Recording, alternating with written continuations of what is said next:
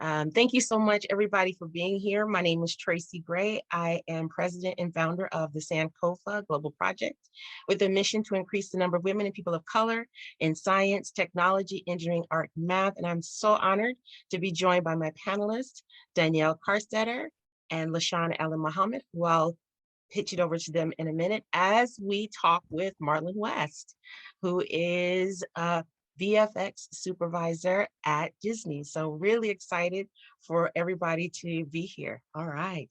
So LaShawn, if you could tell us a little bit about who you are and where you're from so folks know where you're coming in, and then LaShawn, and then Danielle, if you could follow right after her.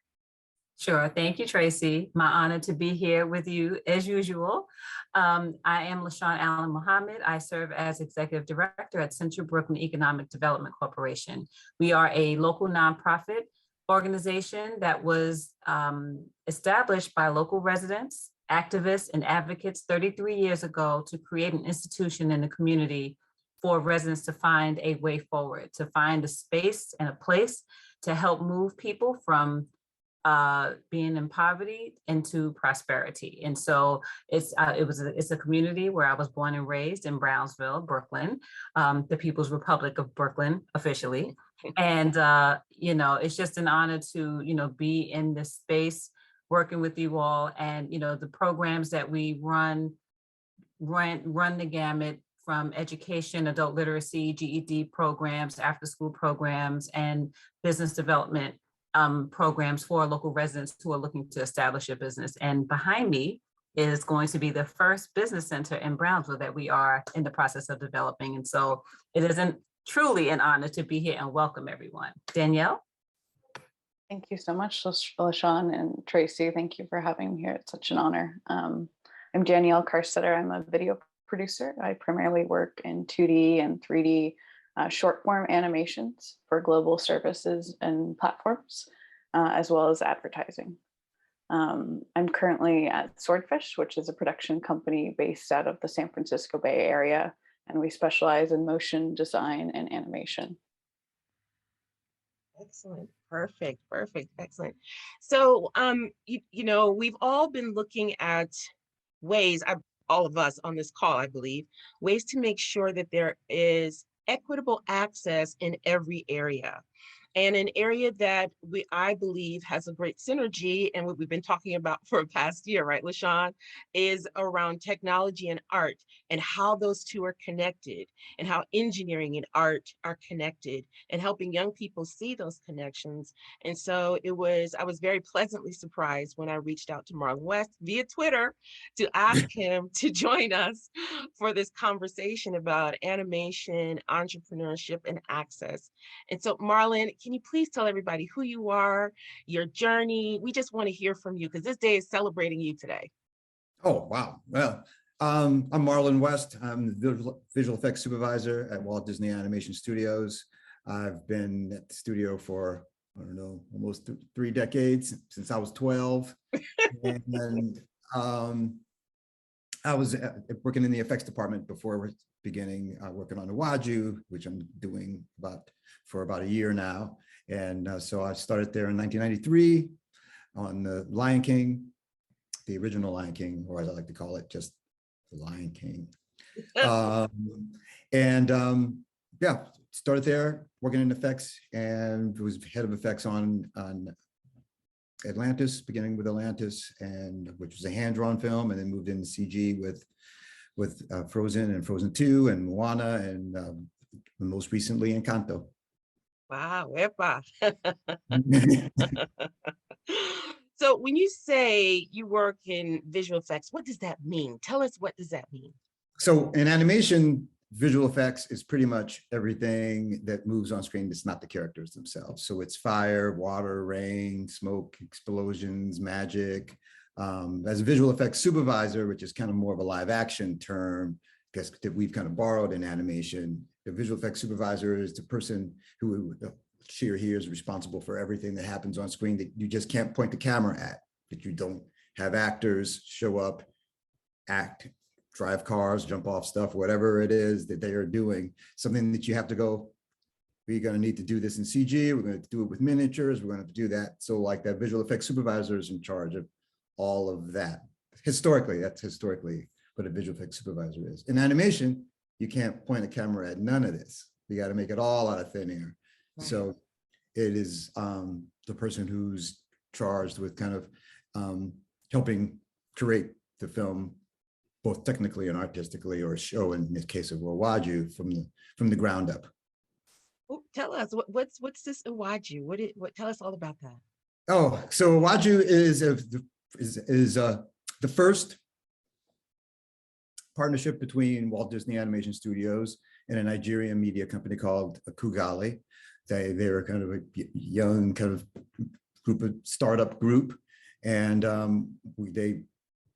my fearless leader Jennifer Lee kind of saw an article on them in the BBC a few years ago, 3 years ago now, where they talked about, frankly, kicking Disney's butt in Africa. They've been doing comic books and science fiction, and she was like, basically, how can I help? So reached out to them. They thought it was a prank, it wasn't, and so they pitched a couple of projects. One of them was the project The Waju that I'm working on, that is a show set in Lagos, Nigeria, about 100 years in the future, give or take. And it's a science fiction story. All right. Yeah. When we talked earlier, you said it's not Afro-futuristic, it's just futuristic. The science fiction. I would have called it Afrofuturism, but Zeke Nelson, who's our writer director, was really quick to correct me that it's just science fiction, as far as he's concerned, as an African. Like, we have historically Black colleges here. In Nigeria, they just have college. So that's kind of how he broke it down to me. So Yes. I just call it science fiction now. I love it. Okay, brilliant, brilliant, brilliant. So we have some questions that we want to pose to you. Sure. I'll start off with the first one. What inspired you to pursue animation? Oh, I was always into like comic books as a kid, like a real young kid, and movies, monster movies in particular.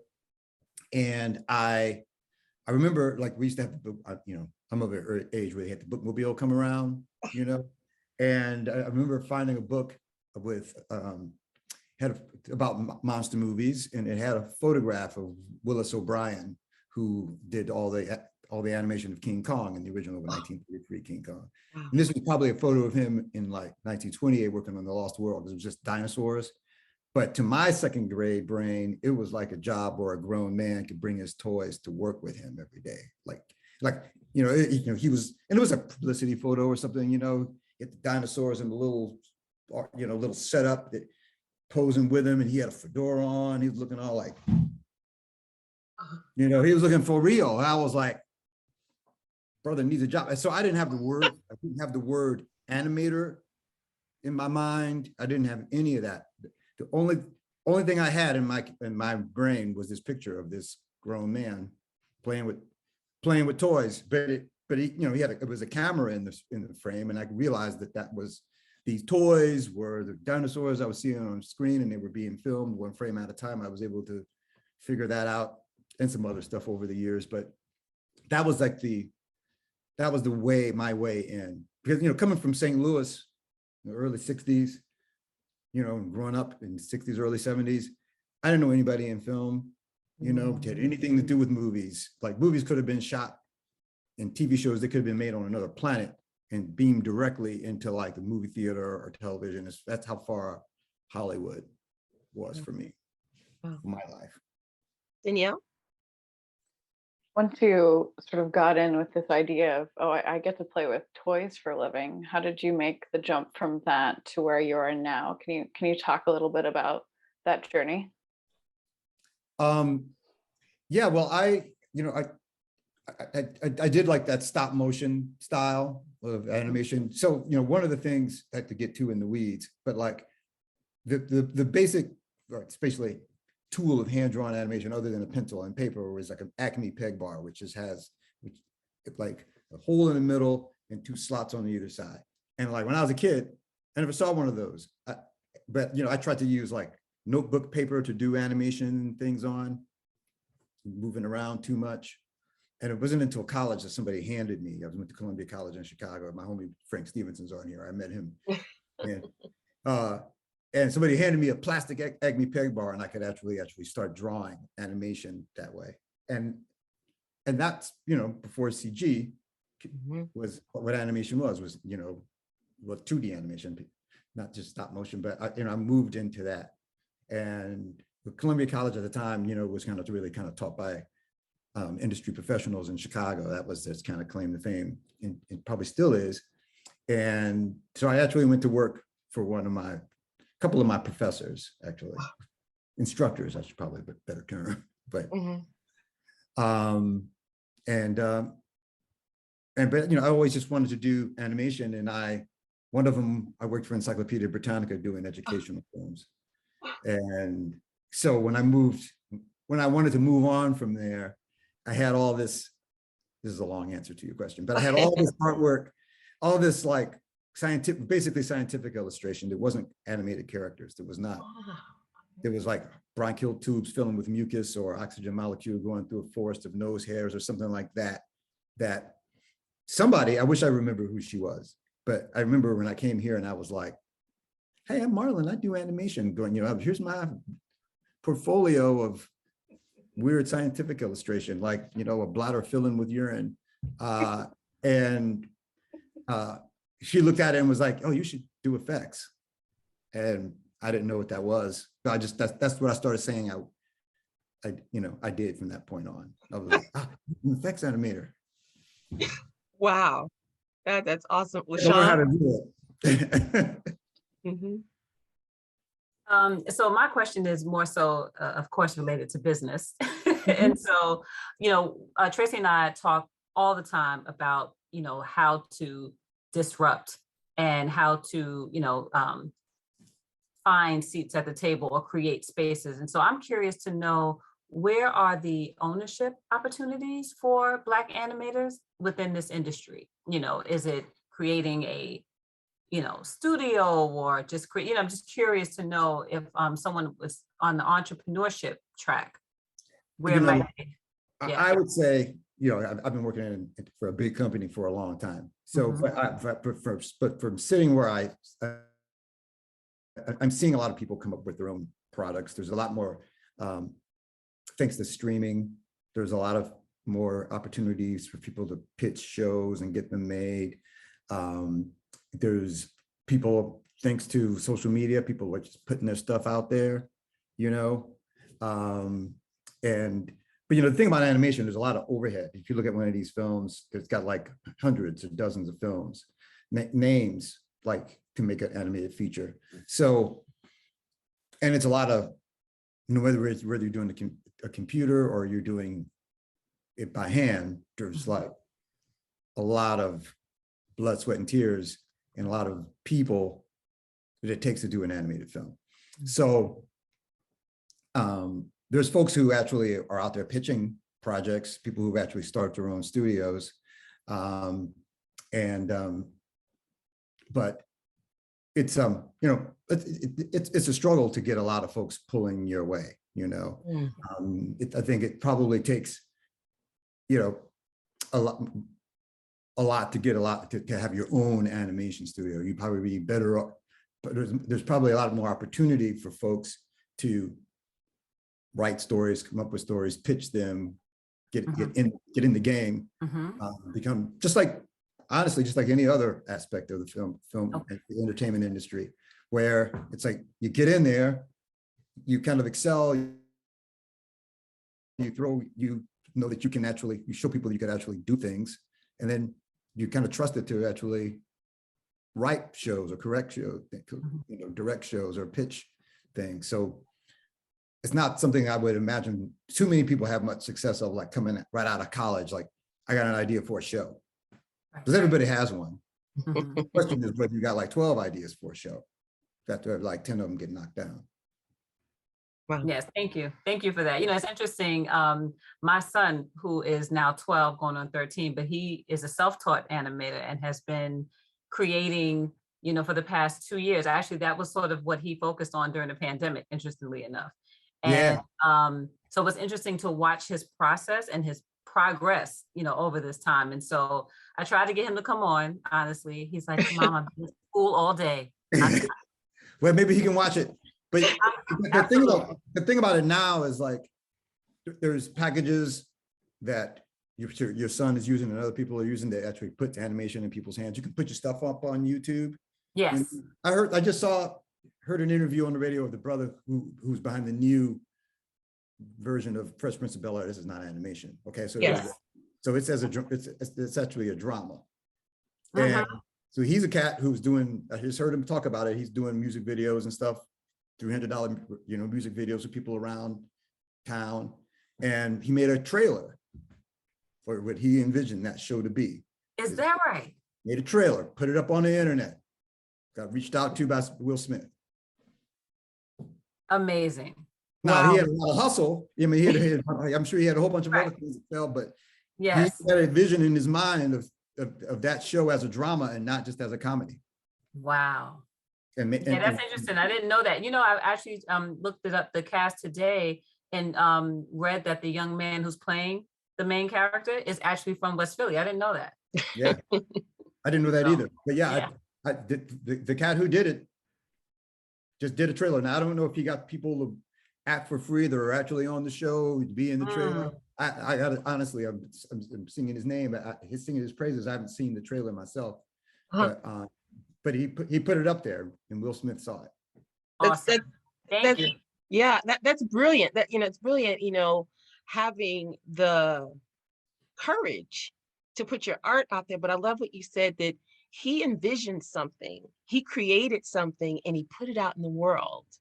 And I believe I would love for you to hear you talk about some of the obstacles and opportunities in putting yourself and your work out into the world. And how do you protect yourself when you put your things out into the world? And we have a couple more questions about that, but I was hoping you could talk more about, obstacles and opportunities along your path. And then looking at when you put yourself out in the world, what can that look like? Because you said it's not the one idea, you got to come up with, we have 12. So yeah, if you could talk about that. Well, there's a lot of folks who are putting their stuff on Twitter, on Instagram, and have huge followers. They do their own art, they do fan art, and some of my coworkers at Disney and people at at other studios have their own side stuff that they do. And so if you feel very passionately about your work, you want to put it out there, you could potentially find an audience for it. Now, people talk, you better be, well, if you're going to get into being an artist at all and try to be a professional, you need to be thick-skinned, period. But, Right. I see a lot of folks getting getting stuff, toe up and taking it down, putting it back up, because folks are, less than generous sometimes, So, but this is not an art form or an industry for folks who can't take an ass whooping here and there. Oh, sorry, but you know what I mean. You gotta be able to take your lumps. Can you tell the story that you told me about the work that you did on Hercules? Oh, I was telling Tracy, there's a lot of, I'm not sure the context of why we were talking about it, but Having a thick there's a skin. lot of things that you have to kind of, do in this world that aren't super easy, that are just throwaway. And so I was actually, there's a scene in Disney's Hercules where Hercules he's big, that they've made in the story, they've made like dolls of, because he's like a celebrity. And there's like a character that tosses one of his little action figures over her shoulder. And in the 2D days, that was in effect. Like once gravity takes over, once something leaves somebody's hand, it's in effect. So character animator did this, and it was my job to have this little thing go up, fall back down. Now, I thought it was like going to be like a day's work. I did that thing about 8 times because the director was like, no, go up, hang, fall, go up, hang, fall, go this way, and it was just, it was just one of those things where that's not a scene that, you know, puts booties in seats where people go like, there's the shot in Hercules where blah, blah, blah. But it, you know, there's everything, all of it matters, you know, and there is nothing really like super duper easy. Sometimes you think something's going to be easy and it's like, it becomes a grind. And I was like, and I was kind of on my upswing of, you know, becoming a Disney effects artist. And I, you know, I thought I had it going on. And I was like, man, I struggled with that thing for days at a time. Wow. Wow. Danielle? When you talk about, you know, taking your lumps and just kind of this crazy transformation that you've seen through the industry and how it's evolved through different technologies. When you first got started, did you have any role models or any mentors, and what role did they play for you? You know, I mentioned Willis O'Brien, who, you know, I never met, you know, so there were people who were like, and Tracy and I talked about this, you know, a couple of weeks, you know, I didn't have like Black animators that I saw, like, I come on stuff like this. So like people can see the, like, oh, damn, you know, brothers are animating, you know, or doing effects. That's really cool. I didn't know of any. Now I went, by the time I came to LA, you know, I met somebody like Floyd Norman, who's like arguably, you know, the first Black animator at Disney. I was working at Disney when I met that brother. So I didn't know he existed. I may have been more puffed up, you know, when I was hiding my animation traits as a kid, you know, my tendencies as like a teenager, you know, in New City. I may have been, if I knew Floyd was around and working, I may have been like, you know, I'm gonna be just like that brother. But I had the same role models that any kind of white nerd had. I had the same white comic book artists that I looked up to, same Willis O'Brien and Ray Harryhausen, you know, these masters of like, you know, stop motion visual effects. I just felt like I could do it too. You know, I didn't see myself in those people, but I didn't let not seeing myself stop me. Now, your other question about mentors, I've had some amazing mentors, you know, when in this industry, who took me under their wing and helped me, like when I was posing as an effects artist, you know. One of them just passed away last year, Kathleen Quay-Hodge. She was one of the best female effects animators in the business. My first job was working with her, doing like sparkly pixie dust off of California Raisin Michael Jackson. There was a California Raisin kid. You can look it up. It's on the YouTube. I was her assistant on that, and she taught me how to do that. And then I worked with her on a film called Rover Dangerfield. Good luck finding that one. Rodney Dangerfield as an animated basset hound. Oh my goodness. Yeah. Wow. It's a lot. But so I had her, Doris Langford, the late Doris Langford. I've had a lot of folks take me under their wing over the years and teach me this craft, and you know, and I like to try to return the favor for folks too. So Marlon, you know, and you and I have talked about this a little bit, there's some real questions for students about young people about going to college to pursue art and animation.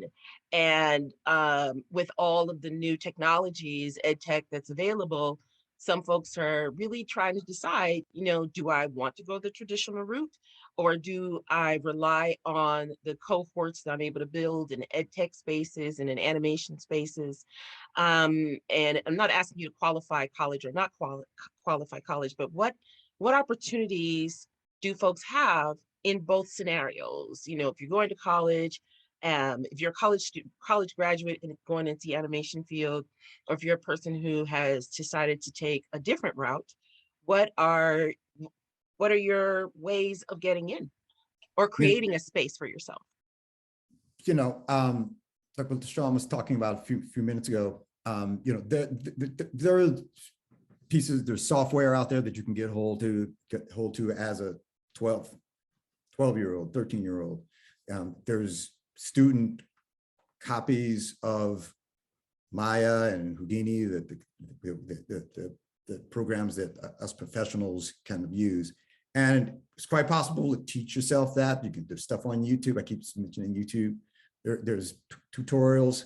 there's online animation programs and things like that.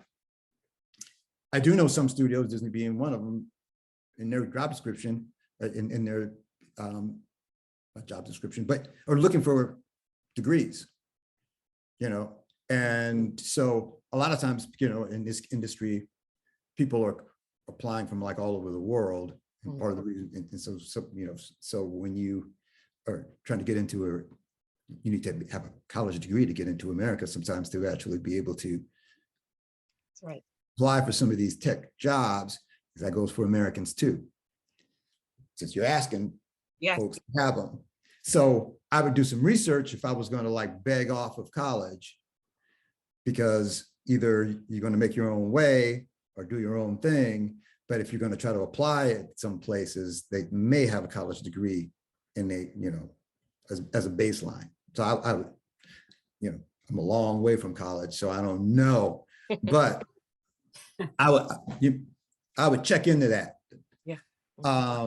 But you can have your own cohorts and folks doing stuff and create something that people dig, and and nobody gonna be if you got something that's getting millions of views, nobody gonna be like, did you have a college degree before I put that on my streaming service?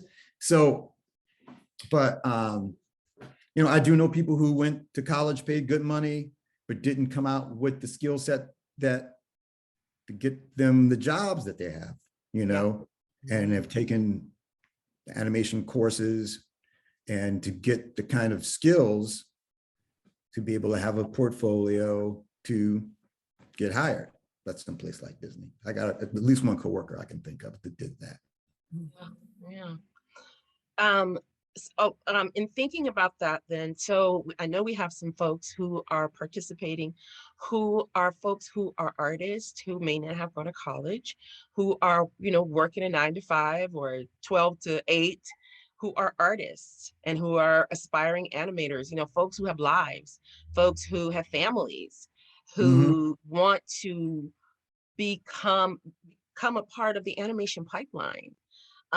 What are some good avenues, or what are some suggestions that you have for folks who have, may have a portfolio, maybe they started a while ago and now they want to get back into this, they want to pursue their dreams. What do you recommend?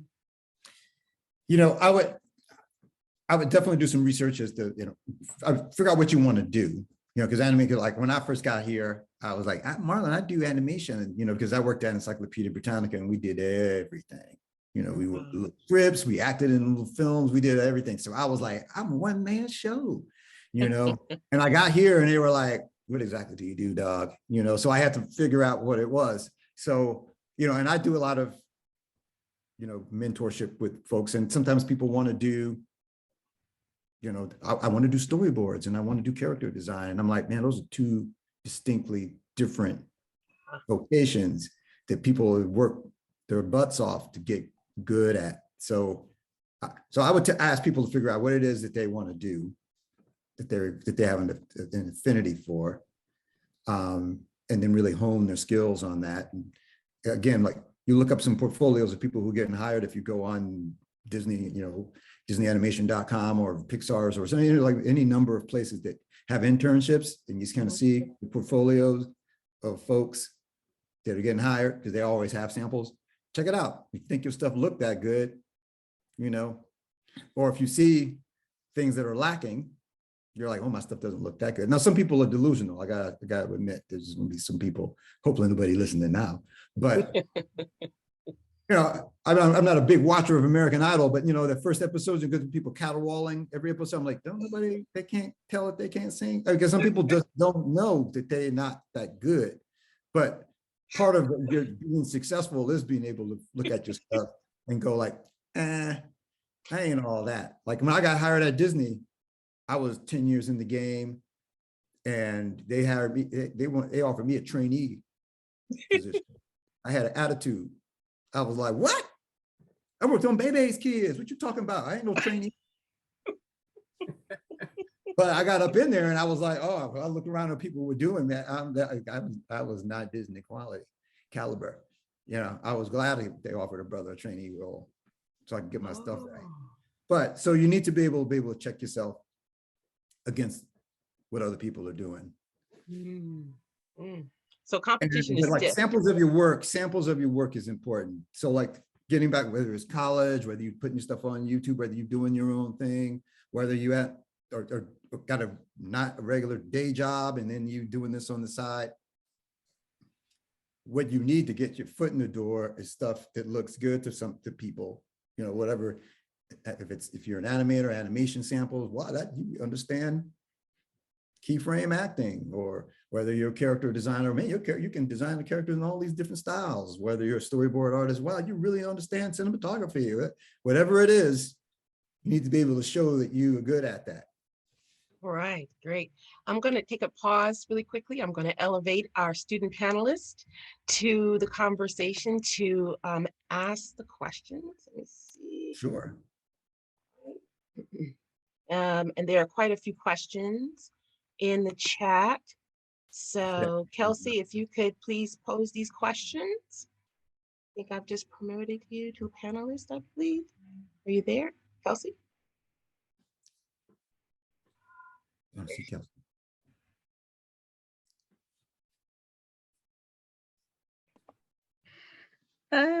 Hello. Hi. My name's Kelsey Hare. I'm a student at Pathways in Technology, Early College High School. I'll help direct the questions and present the questions. So far, we have a few. One is, how have advancements in technology changed how you do your art over the years? That's a good question. The general broad answer to that question is it's allowed for like more, I wouldn't say more complication, more production value. You know, when I first started in this business, we were, you know, everything was like on animation cells. So clear plastic with characters standing in front of the background, and then you actually had you layer them on top of each other. So maybe you could get about 12 layers of acetate down before the background starts going out of focus, or the colors at the lower level start. So that's how animation was for decades. But when the 80s, when you could actually do digital compositing, this was still hand-drawn, you could have hundreds of levels of animation all working together. So the 2D became more complicated when you started looking at The Lion King and things like that. We've done, you know, a lot of those things had digital elements to them as well, even though they were experienced as hand-drawn films. And so in CG, you can just computate more. So you can get more and more production value like onto the screen, you know, so if you can do things that are more like photoreal, for example. And then you can, and what I do, we can just put what I'm just going to call more production value in there. We can get closer to, I won't say reality, because we don't do reality. We don't do photoreal films. We do films that are caricatured. But you can just get more quality on screen as technology advances. Excellent. Next question, Kels. Okay. Next question is, how do you encourage creative thinking within your team? Oh, wow, that's a thoughtful question. So as a leader, we, you know, everybody on my show is I think is a visual storyteller, you know, everybody like in the effects department. So everybody has their opportunity to put her or them or his self into whatever it is they're doing. And I try not to really kind of dictate stuff really as a leader. You know, I did direct looking for something, she or he is trying to tell a story, and they may not know exactly what they like they have exactly in their mind. So I try to make opportunities for everybody to kind of bring something to the table and make that director go like, oh, damn, that's not really what I had in my mind, but that is cool. Wow, thank you. You know, and whether it's now as a visual effects supervisor, it could be character design, it could be animation performances or whatever, but I come from the effects department, and when we're always just trying to bring some really kind of cool effect to the table, especially when it's like magical stuff like Frozen or Moana or something like that, where it doesn't exist in the real world. Mm. Everybody wants to, feel like they have make a stamp on these films. I did that, I did that, I did that. That's awesome. Kelsey, before you ask your next question, yes, we are definitely getting to that question, Mr. Stevenson. When you talked about being a leader and allowing folks, so even though, so you're saying you have to bring your chops, you got to bring your A game, period. But there is space for you to bring and to create something of your own, something that is special, that that you can point out is yours. And so there's the freedom to do that.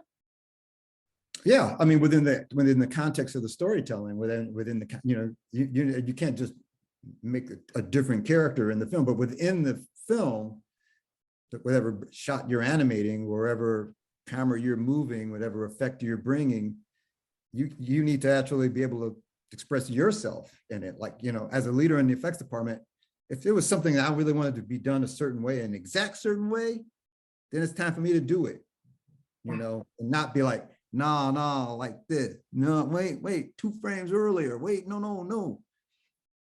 And everybody really wants to, like, actually have some authorship of the film. There's only one person's name on these Disney movies, and he's been gone a long time. But there's a bunch of people working on them that really want to have some impact. Thank you.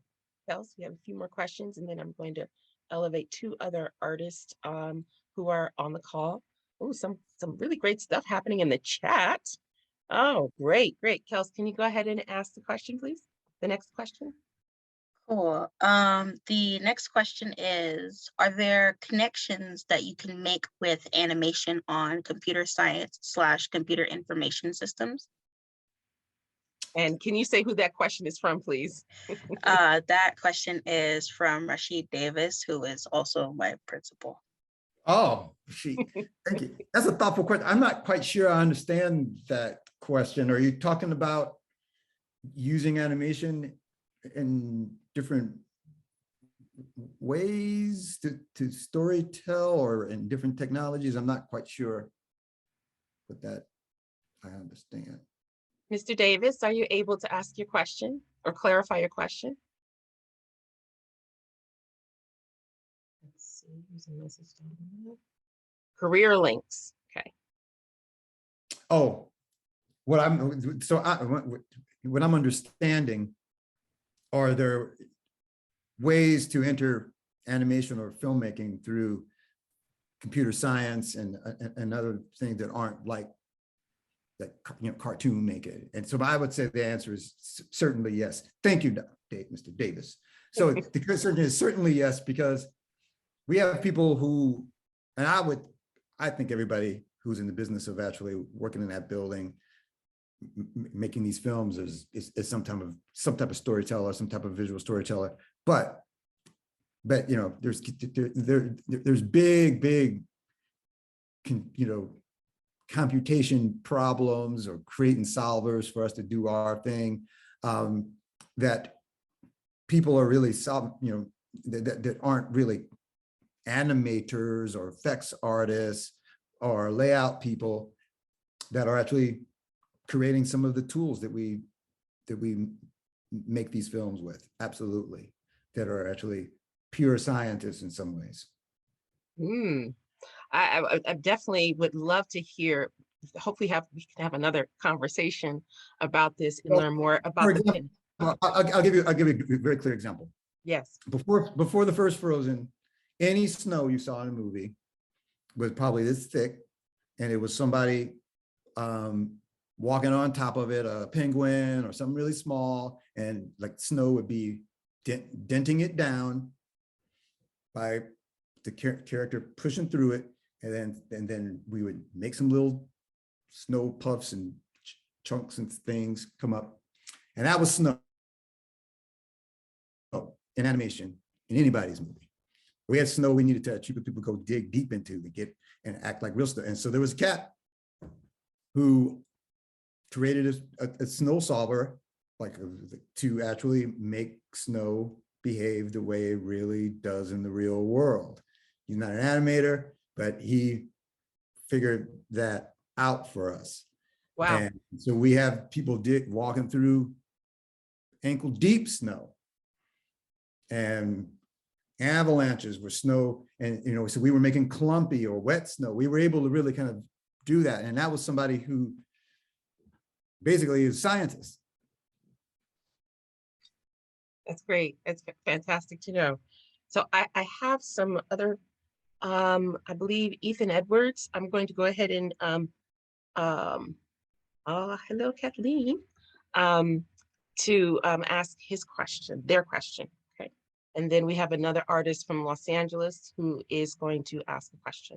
Ethan, are you ready for us? Oh, can you hear me? Yes. So my question was, if you grew up with social media, would you go independent rather than like joining a corporation? Even again, it depends on what you want to do, because you know, like animation in particular is like super. All of actual filmmaking, TV making, you know, there's a lot of people who it takes to make these things. So it's pretty hard to actually get like a show made or an animated feature made all by yourself. Yeah. So, and then most opportunities are actually people are given to people who actually have been working in the industry, and she or he can prove that they can deliver the goods over and over again. And you know, like my buddy Bruce Smith, who actually behind that Proud Family, you know, that's a brother who like 20 years in the game doing animation, you know, and before he actually was able to get that show off the ground, well, not once but twice, and now it's back. But Wow. and so because of social media, you can get your ideas out there, but you know, to fill like 6 hours of entertainment may be hard to do all by yourself. You may be able to get it like the brother I talked about who did the Bel Air. He may have got that trailer done with some folks around the way, but I can tell you there's dozens of folks working on that damn show. Hundreds. Hundreds. Yes, yes. I'm gonna pull Dion from LA up to ask a question. And then we do want to get into the weeds of access, because if we're talking about theory and practice and the actual art programs, but we really want to get to the meat of some of this around access. Hey, Dionysius?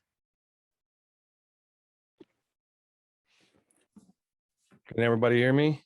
Yes. Yes. Mr. West, it's an honor to talk to you. This is I'm starstruck right now. Oh, good to be here. Yes. So I've been doing this for a little bit, and my question to you was, when I begin to put my natural artwork on the media platforms, should I consider a patent for my artwork? That is a good question, and one that I feel like I should know a definitive answer to, because you don't want to have your stuff ripped off. Why not? It, you know, it can't hurt to protect yourself, and let people know that they're seeing your stuff, that it is owned, that it is yours.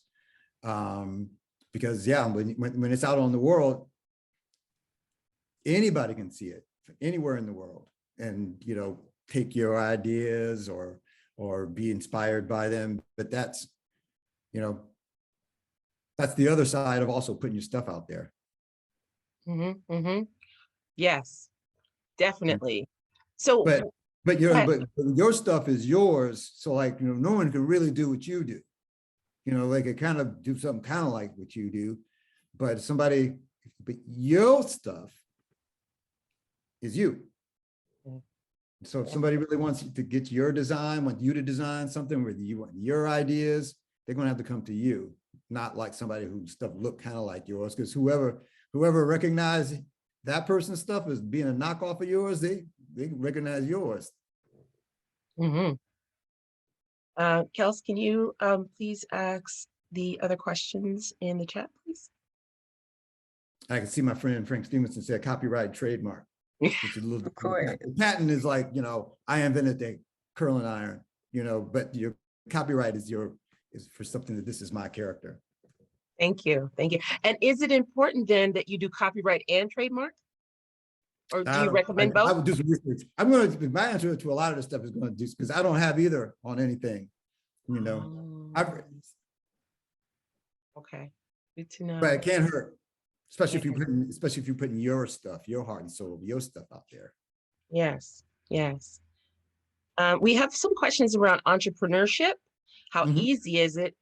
But I believe a lot of folks want to know about access and creating safe spaces.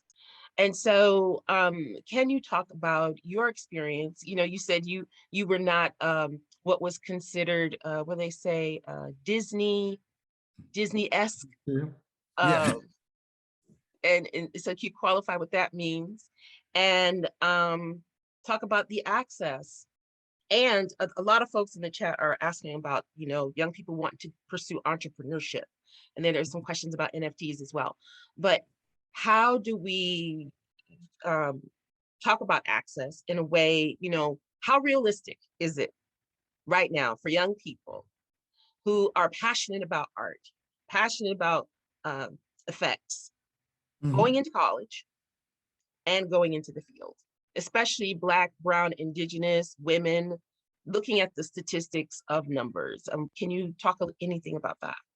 So I can't really talk that much about entrepreneurism, because I'm really, you know, I'm a brother working in this industry, you know, so I may have to kick it over to, you know, LaShawn to speak on like really starting something up from the ground up. But I will say, you know, and Tracy, you and I have talked about this, you know, there's not that many brown folks in the animation or in film industry, not nearly as much as we are in the community. And one of the things I've liked about animation is your work speaks for itself, you know, so it's like, you know, if your work is kicking, you know, it's, you have a, you know, pretty much like a blind entry way to get in, it's just your work.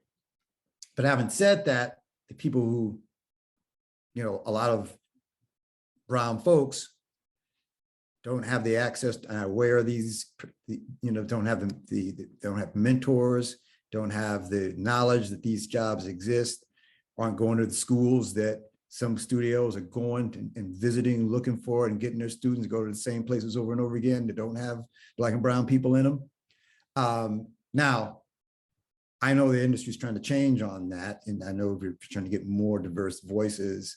And so it's probably has not been a better time to be a Black woman that can hold a pencil and draw the hell out of something, you know, because people are looking for authenticity. As one word we haven't used that much today, but people are looking for authentic storytellers and wanting to give other people opportunity. So the desire is out there to actually be able to see more people come through the door. Yeah. Okay, excellent. Danielle? Marlon, you talked a little bit earlier about, you know, authorship on some of your projects and how all of your animators and your entire team puts their mark and is part of telling this story.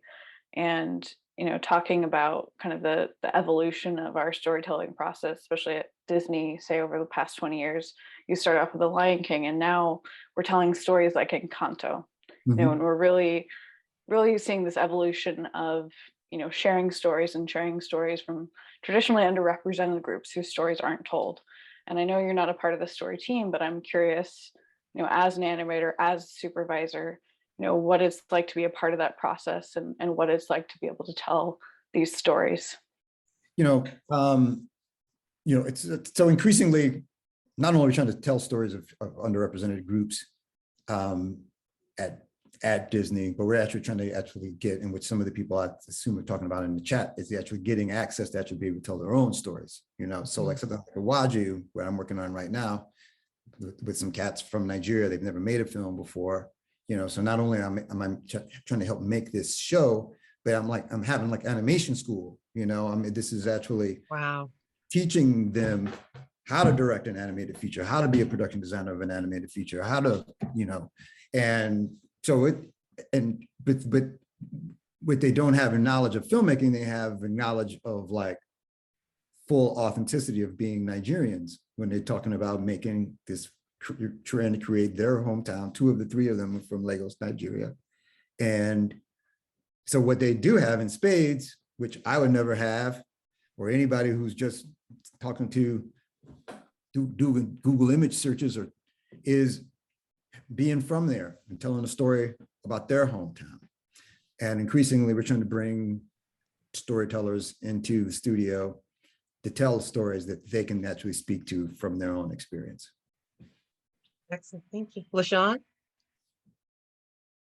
So I just wanted to, several things. This was, first of all, I just want to thank you so much again, Marlon. This is such an amazing conversation. I'm learning so much. I know I'm supposed to be panelist, but I am learning a lot. But 2 things struck me. One, regarding access. Part of our job at Central Brooklyn EDC is finding those opportunities and spaces. And so what would you say, or I guess who, or what type of corporations are most friendly towards new interns or people looking to get access or entree into the industry?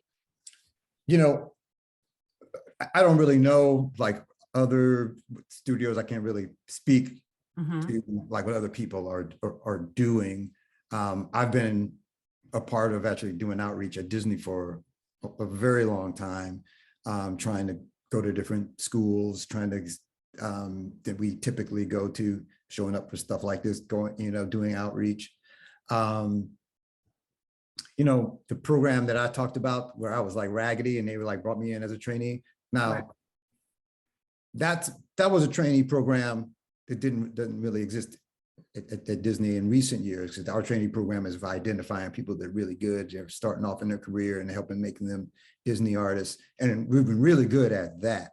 But I'm kind of like, we would actually get a lot more people to look different from us in the door if we were actually taking a chance on some more folks who actually could maybe be in the game a little bit more and not quite be able to do things on the level that we're looking for, but actually give them mentorship and give them access, And so doing both of those things, and I gotta say, there's a sister who I think I found her on Instagram. I didn't know any Black women did effects, and I was like, gotta be some sisters that like to blow some mess up, gotta be some. And so, I a friend, studio, more of a live action friend on the effects side, mentioned this sister, and I found her on Instagram, and sure enough, badass. Wow. So, she applied. I reached out to her and encouraged her to apply, and she got in. Excellent. Excellent. So we'll continue. We'll do some more research, to find out the studios, because that's what it is. And just one last statement, I guess, that really is a thread that I'm hearing throughout this conversation, the relationships. Tracy and I talk about this, a lot. And sometimes it's based on relationships that you have, or, someone else might have to get you in front of someone to look at your work. And so, I just want to say expressly, to those who are listening, that that's also some of the things that we really focus on to help students and our residents, think about how to establish some of those relationships. And that's why I'm asking where, so that we can help. Yes, I hear you loud and clear, because I think that, these relationships, especially even your college classmates, people that you're making these little films with, hopefully those people will get into the career, into the industry with you too. And you all will go from being classmates, That's right. colleagues, you know, and follow at each other's coattails, you know, and work on each other's work and help elevate each other. Yes. That's right. And just I Thank want to shout out Franklin for putting information in the chat. He actually found the Rodney Dangerfield clip for you. Shout out to Franklin. He's a bad brother. He's somebody who's gone from like classmate to colleague to friend. You know, we go back a minute.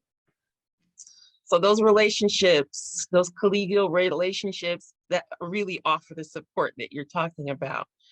I'm mindful of the time. We have exactly 5 minutes left. Kelsey, can you read through the questions? And Jacob Morris, if you could please type your question in the chat because we only have 5 more minutes. Kelsey will read them and Mr. West can hopefully answer them very quickly. Yes, I won't get long-winded. I'll try to brevity. Okay, we have a lot of questions.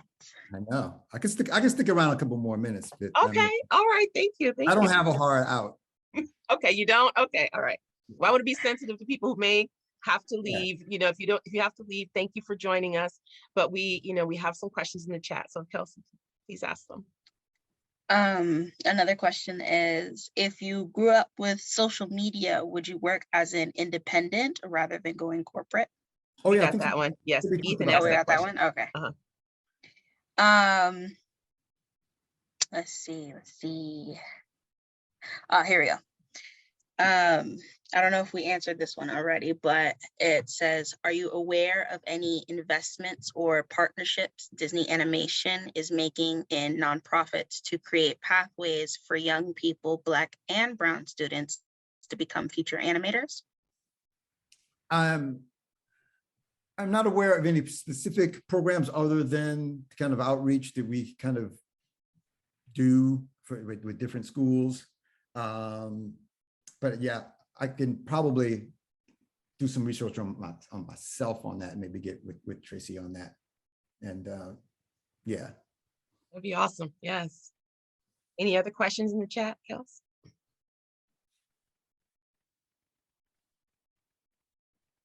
You're muted. Sorry, none that I can see. Last question, Danielle and I talked a little bit about this yesterday. How has working remotely changed your workflow? And how do you see it shaping the industry in the future? Because I think that's a pivotal point for Access as well. Looking at, you know, the work environment has changed. And so are you, yes. Sorry to talk over you, but No, yes, the work from home tube is out of the toothpaste, genie is out of the bottle, you know, however you want to put it. But we've made 2 feature films at Disney at home, Encanto and Raya, and no shortage of shorts for Disney Plus, just our studio. Wow. You know, Awaju is being done by people in Lagos, London, Uganda, Montreal, Vancouver. We are like, at any given time, we're like in 4 or 5 different time zones. So we don't even say good morning or afternoon. We say Awaju time, because that is, you know, that's the only thing that makes sense when we get on the same Zoom call. So it is letting people be in, you know, different places in the world and still participate potentially.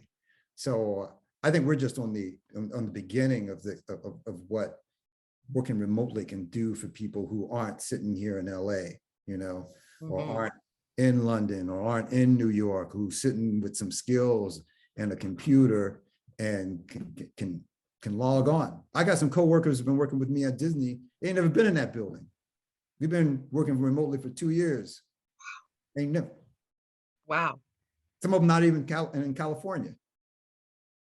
So so that can then provide more opportunities for Access too, because you said like we can. I don't, you know, I'm not sure that it overtly has, but I don't see why it can't. Like why you can't be sitting somewhere and doing that work.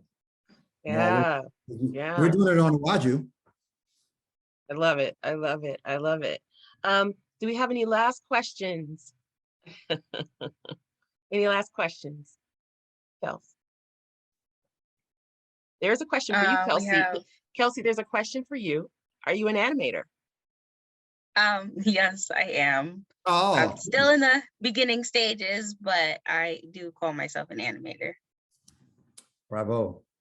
Let's meet another one. We have any other questions in the chat? So I have a We question have- for, I'm sorry, how do you spell, is it Nuwaju? Because I want to know Oh, why'd how you? we can track. It's I want to see trailers. it's IWAJ. Damn it. You're right. I can't even spell stuff aloud. It's IWAJU. IWAJU. Yeah. Yes. Awesome. Thank you. I could have put it in the chat like, well, actually, you just did. Yes.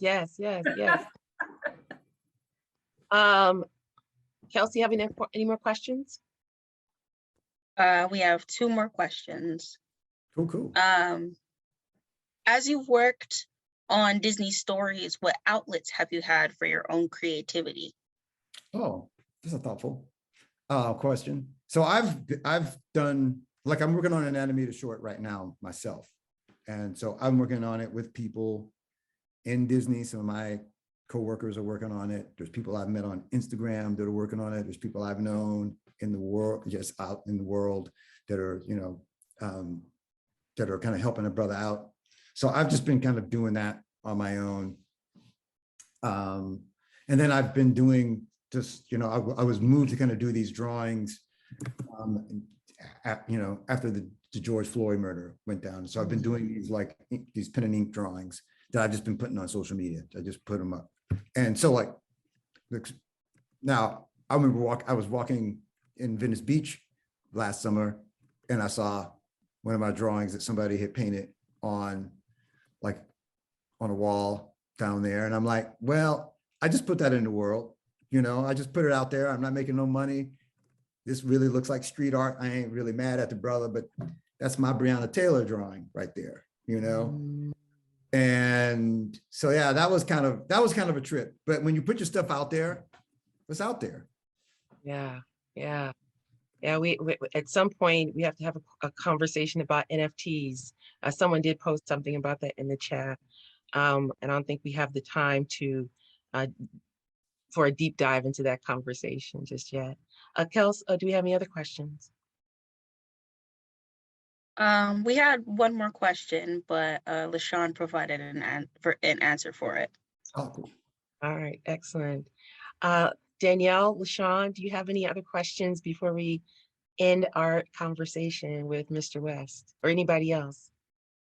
When's the next conversation? Amazing. Thank you so much. This was amazing. Thank you for joining me. I really appreciate folks jumping on. Yes. Thank you so someone much, did- Marlon. Questions? Yeah, we had another question about how do you transition or bring a, what did it say? How should we bring animation into the after school setting? And that was Alan's, LaShawn answering the question. Okay, great, thank you. Okay, yes. But I mean, if you can expand on that, I made basic suggestions because I run an after school program, but if there's, any suggestions you might have, that would be great. Other than that, sounds like a really wonderful idea, is to be able to actually get together and work with other students and create something together. Because one thing that I've been the theme of this discussion is just how many folks it takes to actually kind of do anything. So if you can, in an after school setting, high school, even junior high, and you get some people pulling together, make a little short film, touches people, that'd be kind of cool. The thing about when you're a student, very often everybody want to be boss, everybody wants to be the director, so it may be hard to get folks who want to jump on and help somebody else's thing. But there's a lot of hats you can wear in animation. Somebody's directing, somebody's designing the character, somebody's doing the animation, somebody's doing the color, so that would be a really cool thing in an after school program, where folks kind of spend some hours every day working as a group, making something creative, putting it out there in the world, that'd be amazing. Yeah, and for the entrepreneurship side, once the film is created, it could be, you know, sort of filmed or streamed as a, you know, movie, and people can pay for it, you know, and so people get credit. Absolutely, LaShawn. Yeah, with that paper. Yes, and you know, I love the conversation that, you know, we touched on so many areas, and we've relied so much on your expertise, Mr. West, and I thank you for making time for us. And I, like LaShawn said, I do hope we have more follow-up conversations. I'm inspired to continue working with our community, because that a lot of this is where this is stemming from. How do we make sure that we tap into the strength of our communities and uplift the talent that's within us? And so for this Black History Month, we thank you, Mr. West, for joining us. Applause for everybody for being here. Thank you all for coming. Thank you all for having me. Yes, thank you so much. And we will, and I'll talk to you about this, Mr. West, later. We want to have this talk playback on a platform, and Cool. then, you know, we'll straighten out all the details for that. And so folks who weren't able to see it will able to see it then. Enjoy your evening, everybody. All right, thanks a lot. All right. Take care, Thank everybody. you. Bye-bye. Thank you. Take care.